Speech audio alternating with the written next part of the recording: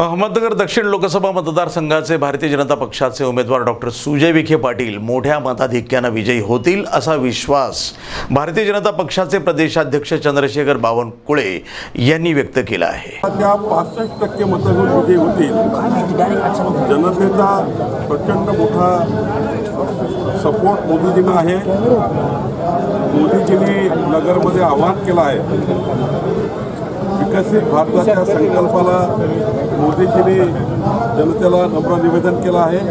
मला विश्वास आहे की नगरची जनता ही मोदींच्या पाठीशी आणि पुन्हा एकदा मोदींना प्रधानमंत्री करण्याकरता प्रचंड ताकदीने सुजय विखेंना मतदान करतील।